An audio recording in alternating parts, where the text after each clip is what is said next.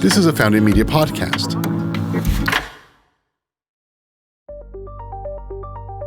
Welcome to Defense Innovation from Tanks to Teleportation. I'm your host, Dan Dillard. In this series, we explore the intersection of technology, business, and national security with the Defense Innovation Unit, part of the U.S. Department of Defense, and key partners in this effort to grow the nation's innovation base. In this episode, we pull back the curtain and learn more about the importance of technology, specifically commercial technology, to our nation's security.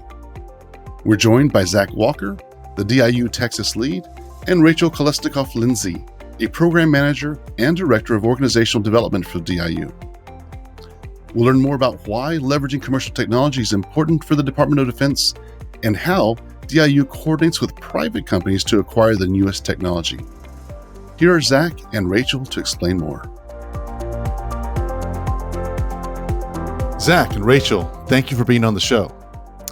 I'm really excited to kick off this new podcast, Defense Innovation from Tanks to Teleportation.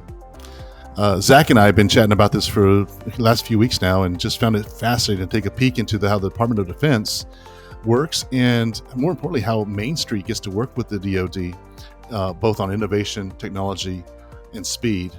But before we get there, I do want to talk a little bit about your background. So Zach and Rachel, let's start by discussing a little bit about your background and how you both got involved with the DIU. Zach, let's start with you. Great. Thanks, Dan, for hosting. I'm Zach Walker. I'm a major in the Air Force Reserve, currently full-time with DIU. I've been in DIU since the end of 2016. And for me, this has been the end of a really remarkable journey in the U.S. government. I enlisted in the Texas Army National Guard after 9/11 when I was 18. And I had an opportunity to work in the Army and the Air Force. I did some time at the Pentagon, NSA, CIA, Iraq, Afghanistan. I've just been very, very fortunate in my time in the last 18 years to see a big part of the U.S. government and the Department of Defense and how we operate. And I've seen many, many places where technology has not worked as well as it probably should. So when I had an opportunity to come to the Defense Innovation Unit, I knew without a doubt I had to jump on it.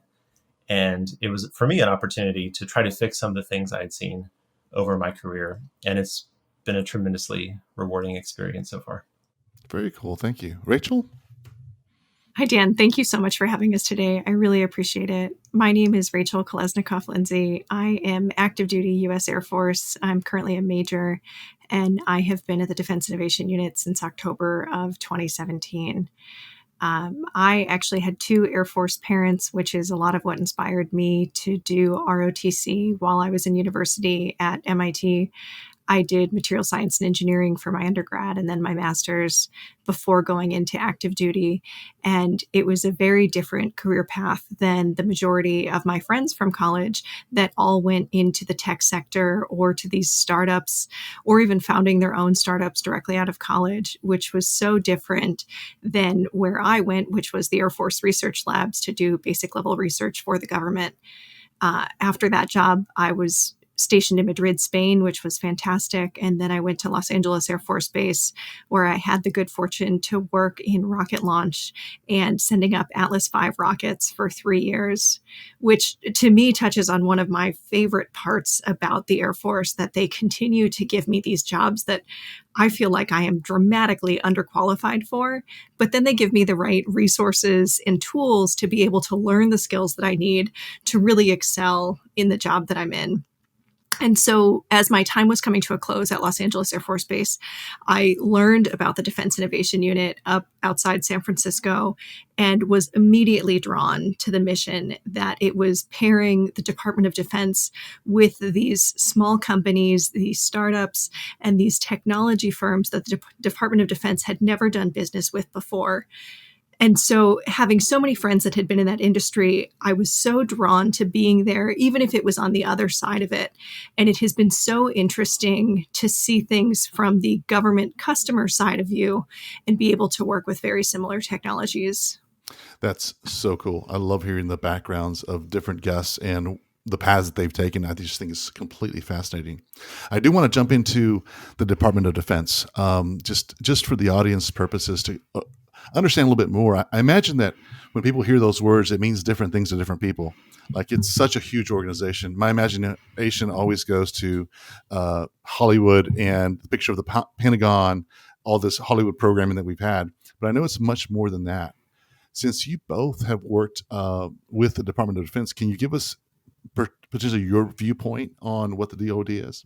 So the Department of Defense is so much larger than I realized when I first joined the Air Force, that it encompasses everything that the Secretary of Defense oversees. So it falls under the President to the Secretary of Defense, and it is all functions of the government that are related either to national security or to the military services. So it's the Air Force, the Army, the Navy, the Marine Corps, and then also all of our national security agencies as well, that all fall under a very large Department of Defense that does so much more than just the things that you tend to read about in the news, or the soldiers that you picture when you think about the military. So it's been very interesting to be a part of it. Really cool. Zach, what are your thoughts? Yeah, just to second what Rachel said, it is completely astonishing, the size of the Department of Defense and just the varied things that it does. So when you think about humanitarian response, even when it comes to the current situation now with this coronavirus, the DoD is playing a huge part in providing resources and guidance to support civil authorities in that response. At the same time, of course, you also have organizations like the NSA that's doing crazy intelligence and cyber warfare kind of things. You've also got organizations like the Defense Innovation Unit that's working with commercial technology, which may not at all be related to any of that, or it may. It's astonishing what the breadth is of what the DoD does. It's a little bit of everything. Wow, that's just really incredible. It just kind of opens my mind from that picture of the Pentagon to like really what it entails. And again, that's just two viewpoints. But as with any large organization, typically the larger an organization gets, sometimes it impedes growth or innovation. I mean, I see that all the time with companies. And so why don't we just talk about the reason for Defense Innovation Unit? Zach? Sure. So the main issue is that it's extremely difficult for the Department of Defense to get the technology that we need for national security. I will never forget my first day at the NSA, standing outside. I was so excited. I was outside of that big glass black building. We couldn't imagine what it would be like on the inside. It had to be just stuff from the movies, right? I had seen the movies, Enemy of the State, James Bond movies, right? It had to be just like that, right? So you go inside, and it's like 1984, but not the George Orwell book. It's literally 1984, like carpet from the 80s, cubicles that probably haven't seen much outside of 1980s technology. It's really surprising that for a Department of Defense that has such a massive budget, that has such critical missions, like I mentioned, from virus response all the way to, of course, fighting and winning the nation's wars, it's amazing how hard it is for the DoD to get technology. And again, we're not talking tanks necessarily.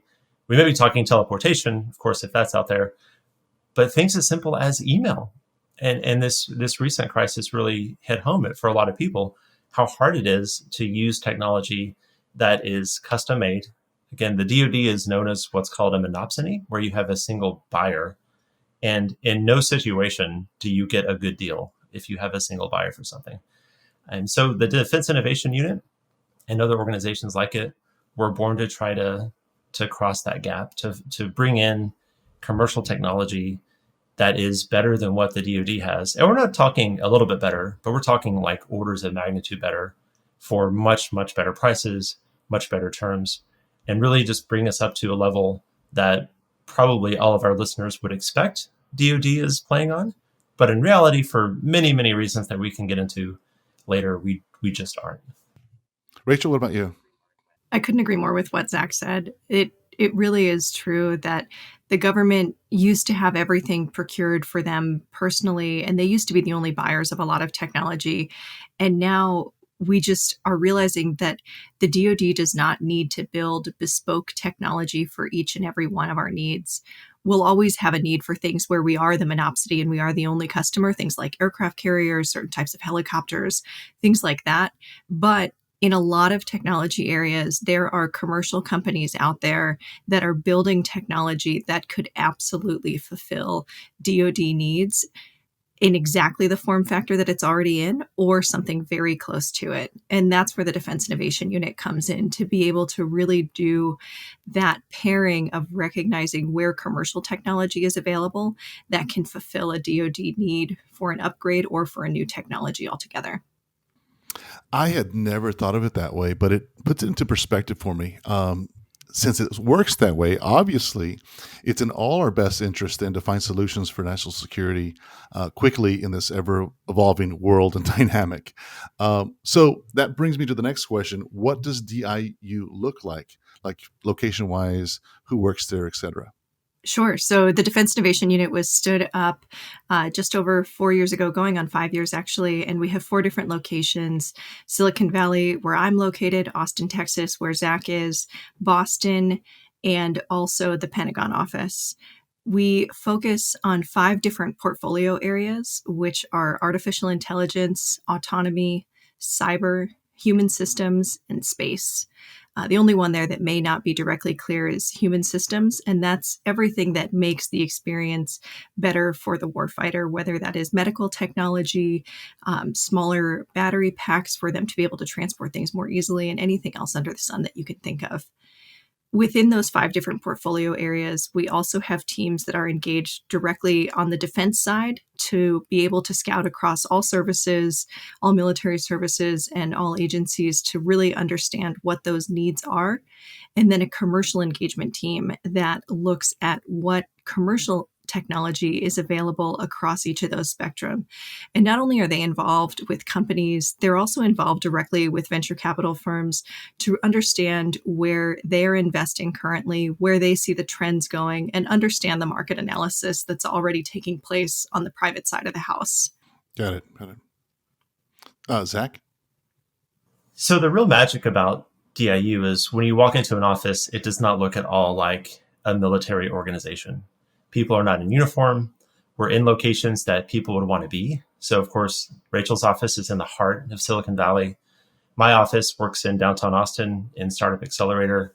Boston is in Charles Park, which is right by MIT and just really that heart of innovation in New England. And these organizations, it's like a commercial organization that works for the Department of Defense. And I think that's something that people don't necessarily realize how important it is for the Department of Defense to have an approachable organization like DIU that we know is mandated to be that liaison with industry. So if you are an investor, if you're a startup, even if you just want to help national security and you don't entirely know exactly what that looks like, going to a DIU office or emailing us or going to our very simple, easy to navigate website at diu.mil, you can find out how to get involved with us and contribute in ways that look a lot more like what you've done in the private sector or in academia, and much less like what you may think of, going back to your earlier comment about the Pentagon and the movies. Well, one word that I caught you said there is approachable. And I think that's a lot of times whenever one thinks about the Department of Defense, just the way Hollywood has portrayed it, it's like, wow, there's this impenetrable force and you don't deal with it. And I would imagine that a lot of startups and other businesses don't think about that because they just feel like it might be not approachable. But here is the DIU that is approachable and kind of helps be that liaison. So I really, really like that. What are some of the impressive solutions and capabilities maybe that you've witnessed while you've been there through the DIU? It's been really neat to see just the variety of solutions that DIU's worked on, different kinds of companies as well. The project I was involved in was a cybersecurity project. We called it Voltron. And there was this idea that there had been a really remarkable demonstration of a certain kind of cyber technology. And there wasn't a clear way to get that into the DoD. And in fact, it's a story that we hear time and time again. The company that demonstrated this technology was approached by, what we say, several adversaries to the United States and essentially given a blank check. And the U.S. Department of Defense was nowhere to be found, right? Because that's not how it works, right? If just because someone has a great piece of technology or a great commercial product, it doesn't mean that we can use it in the DoD, which goes back to why DIU was established. So the cyber project was really remarkable in the sense that we were able to go from our initial competition to awarding a multi-million-dollar contract in just about a month. And for anyone that's ever worked with government contracting or acquisitions, that probably sounds illegal or impossible. And even for people that have worked in big companies, I mean, my wife works for a huge tech company. They don't necessarily move that much faster. To be able to move in a month is something that's really special. So the cyber project, we've done some really interesting things as well in artificial intelligence, which again, it's AI, of course, it's very easy to be a buzzword, but there are very legitimate uses of artificial intelligence, especially when it comes to things like predictive maintenance, right? Moving away from time-based maintenance, change this filter every 1,000 miles, even though it may be good for every 5,000 miles, but the book says 1,000, right? All the way to saying, well, can we use technology to figure out when we should replace parts different from when a book may say we need to? We're talking billions of dollars that we think could be saved by moving away from time-based to condition-based maintenance. So we have projects there. And of course, Rachel can speak to some of the amazing stuff we're doing in commercial space. But for a small organization like DIU, to do everything from cutting-edge cybersecurity to changing how the DoD does maintenance all the way to commercial space is really remarkable. I couldn't agree more with Zach that it's so impressive to me, the breadth of projects that we take on. And he's right that my focus has been primarily space projects. And one that I have particularly enjoyed is an upgrade to an aging phased array radar. This phased array radar looks up and does object detection through space and sees what's up there, is able to catalog it so we understand everything that is in orbit. And it was built in the 70s. It has received very minimal upgrades since then. And I kid you not, I went and saw this radar in person. I have seen newer computer parts in museums than what this radar is currently operating on. It is impressive and not in the good way. Yeah. Okay. And so in a very similar timeline to what Zach discussed, the DoD partner brought the problem to our attention. We surveyed the market and understood that there really were great commercial options available for them to be able to upgrade the system. And we released the problem statement and we were able to award contracts within 60 to 90 days. Wow. And then all of that prototyping work was complete within 18 months, which means that just in the span of my time at DIU, I have both been able to start and end a project that will now transition to fully upgrade this radar system to be state of the art with what currently exists. We're upgrading it to technology from this decade.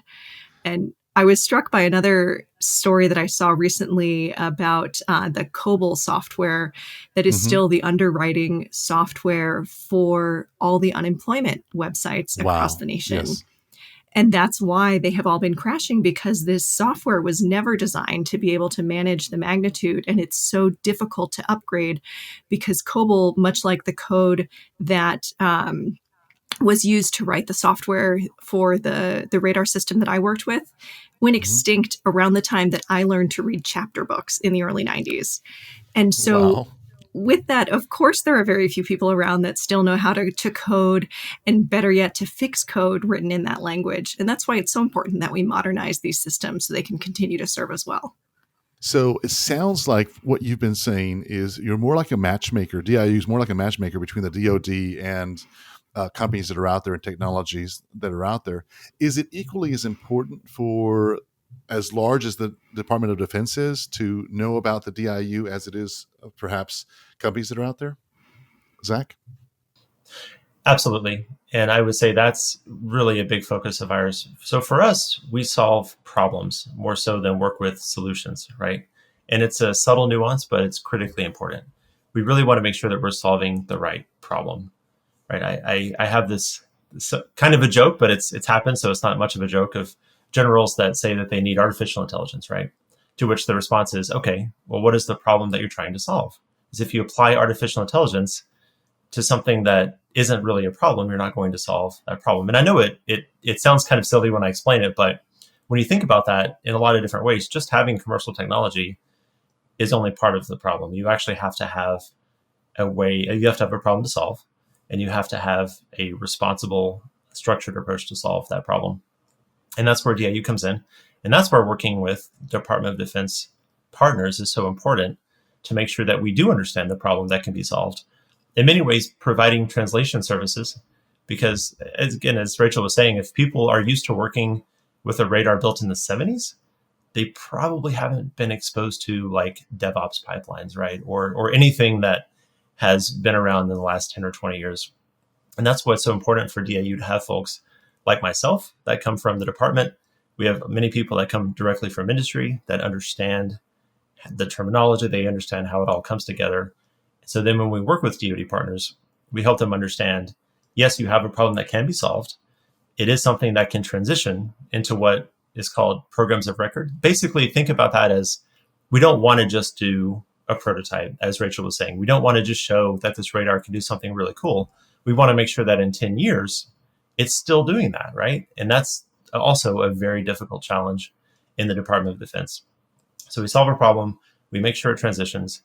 And then, of course, when industry comes in, we turn to industry and say, hey, these are our problems. If you can solve it, let us know. And within about 60 to 90 days, you can have a contract, which is really, really speedy in Department of Defense land. So Zach talked a lot about the defense side. It's also so important for that matchmaking to be done on the commercial side as well, because a lot of these companies have never worked with the Department of Defense department before their contract with DIU. And so making sure that we have terms and conditions in our contracts that are very friendly to these small companies, that allow them to maintain as many of their intellectual property rights as possible while still guaranteeing a good product to the government, making these contracts severable just in case the company pivots and decides to go a different direction and it no longer makes sense to work with us, or vice versa, that either of us can say, hey, thank you so much, this has been great, but this is the right place for us to walk away. And having them understand that the Department of Defense doesn't always mean 500-page contracts and entire teams of lawyers that need to review everything or be able to do all of the reporting that's required in order for you to comply with the contract. These simple contract mechanisms that we use make it a lot more approachable for small companies. So I was always really impressed by how our corporations are able to make those kind of shifts and in turn benefit the nation as a whole. You bring up a really good point about that, because it is astonishing what companies have done in the past to retool their production lines to make military parts. I think I read something about how we can make like 7 planes a day in World War II, which is just staggering. What's really important to know, though, is we're not asking companies to become defense contractors. I think that's something that's really important distinction. We want companies to still be commercial companies. We just want to accelerate what they're doing by having the Department of Defense as a customer. So you'll sell us what you're selling, any Fortune 100, maybe make some changes, right? I mean, we do need some slight modifications typically, but we are not looking to turn you into a defense contractor. And I think that's a really important distinction. Certainly, we need defense contractors. They are absolutely critical to what we do. As Rachel mentioned earlier, if you need an F-35 or a tank or an aircraft carrier, right? We need the traditional defense industrial base for that. But that's not to say that it's mutually exclusive. And bringing in what we call non-traditionals, again, just companies, right? Companies that are making things to solve problems today. If you're solving a problem for a Fortune 500, you can probably solve that problem for the DoD. The other real benefit to the government of being a customer as opposed to the only customer for a lot of these companies is the fact that the company has to keep pace with commercial and accelerate their own technology to continue to advance it so that the entire market still wants to buy the technology. And the DoD benefits from those upgrades that they'll be doing to cater to their entire commercial base, not just us. And we can be design partners too with a company. And I think that's really important as well. One of the companies I worked with was really early stage. So we would call it seed stage in the terminology.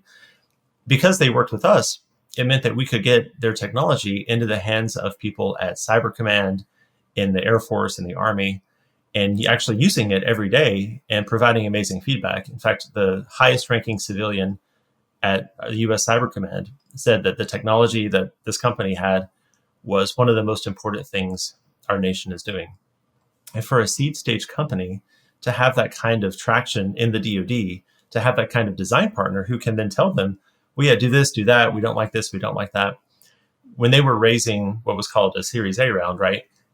I mean, the people that I spoke with on those calls could not comprehend that a seed stage company had that kind of traction already in the DoD. So what it meant for the company was that they could negotiate the kind of terms that they wanted because they had already unlocked access to such a huge market that's almost impossible to break into if it weren't for organizations like DIU. So we talked about some of the challenges. Rachel mentioned the challenge of this telescope that looks at, it was a telescope satellite that looks at old technology that we're using. What are some of the other challenges that, one could think about we're facing now? Oof, there are so many out there. It is impossible to put a finger on all of them, but the DoD really does own a lot of systems that were state of the art when they were built and are in very much so a need of an upgrade now. However, I think the real challenge is making sure that, as Zach alluded to, that this commercial technology is able to proliferate across the Department of Defense and have them really understand the mindset that we don't need to create everything ourselves, and that a lot of the technology that we need can come directly from the commercial base. One odd aspect of being in the military is almost everybody that is in the military has never worked on the private sector. And that also means that we've never dealt with any technology outside of the military technology to really understand just how quickly and capable the commercial markets are on a lot of fronts. And that's a lot of what DIU does, is helping them understand, in exactly the example that Zach gave, that there is so much that these small companies are capable of, even from their earliest phases. I would say, to double click on that, the speed is something that the DoD really is starting to get a hold of, but it's so critical for us to be successful moving forward. If you're writing software and you're using agile processes, you're continuously improving, continuously deploying code. In the DoD, I'm going back to our earlier comment, if you have a COBOL system sitting on an island somewhere, right, you're probably not using agile practices to improve it. And even if we get the best technology that the commercial sector has to provide, it doesn't mean that we're going to be able to integrate it and we're going to be able to use it and update it. The national security strategy talks about this. The national defense strategy talks about this, in that it doesn't necessarily matter if you get new technology. The challenge is in integrating it and adapting it to how you operate. And I think that's a really important piece that is missing in a lot of these discussions is, we need the best cloud technology, or we need the best AI technology, we need the best commercial space tech. And that's important, but I would offer the majority of the challenge is doing just what Rachel did in her projects. How do you actually get it integrated, get it delivered, get it to where you're getting some kind of update cycle that makes sense with industry, so that the Department of Defense can continuously be moving forward and continuously improving? It's very, very hard for us. In fact, our system was really purpose-built to not do that. And so that's why you need organizations like the Defense Innovation Unit, because we have the mandate to try and move us in that direction. Okay. Question for you both. What's the one piece of advice you would offer both leadership at the DoD that wants to work or explore working with private sector firms? And then also take that same question, apply it to private sector that wants to work with DoD. Oh man, let's see. For me, I would offer that leadership has to understand that they need to move at the speed of commercial if they really want to engage these private sector solutions, that these companies need contracts and revenue this quarter as opposed to sometime next fiscal year. And beginning that work, not being afraid to prototype. Don't try and eat the entire elephant at once. Take a small portion of the problem and do incremental solutions along the way to make sure that the problem really, or that the solution really does fit the needs of the problem incrementally. And particularly if you're able to deliver that incremental solution and test it out piece by piece, you are much more likely to have a fully capable system when it's all done. And not just that, have small upgrades along the way that benefit at each step of the process. My advice to DoD leadership, after having done this for about 4 years, is that this innovation thing, it's not a fad. It's not going away. And even if the organizations were to go away, the need to bring in commercial technology to make the Department of Defense a better force is not going anywhere. And so trying to institutionalize what we're doing, right? Doing something that's been done differently, looking at the numbers, looking at the metrics, seeing what works and what doesn't work, and then putting it into DoD code or policy or whatever you want to call it, that has to be done. Again, this need is not going to go away, even if all of these defense innovation organizations were to go away tomorrow. And I think for companies, what I would say is, going back to the start of our conversation, it is almost incomprehensible just how much stuff the DoD does, right? From, again, virus response to fighting wars to sending stuff up into space. The DoD does a little bit of everything. And to that end, there are innumerable ways to work with the DoD. And if you're interested in working with the Department of Defense, just do the research to understand what may work the best for your company, the best for your growth path, and also the best for you as someone that wants to help national security, right? The DoD is a massive organization, but we're composed of many, many different components that each have a little bit different way of doing business. I would challenge anyone to find a way that doesn't fit with their way of doing business, either as a company or as an individual, right? There's something for everyone in the Department of Defense. Thank you both. I learned so much today, and I know that our audience did as well. I just want to thank you both for taking the time to chat with us today. This was just really informative, and I look forward to our next episodes. Thanks, Dan. Thank you so much, Dan. This has been great. Thanks again, Zach and Rachel, for helping us get a better understanding of the exciting work that DIU is doing. It really does affect us all. That's it for this installment of Defense Innovation from Tanks to Teleportation. If you enjoyed this episode, please subscribe and share it with a friend. And we'll be back soon with more about the Defense Innovation Unit efforts. Defense Innovation from Tanks to Teleportation is created in partnership between the U.S. Department of Defense and Founding Media. To learn more about the Defense Innovation Unit, please visit the links in our show notes. Thank you for listening.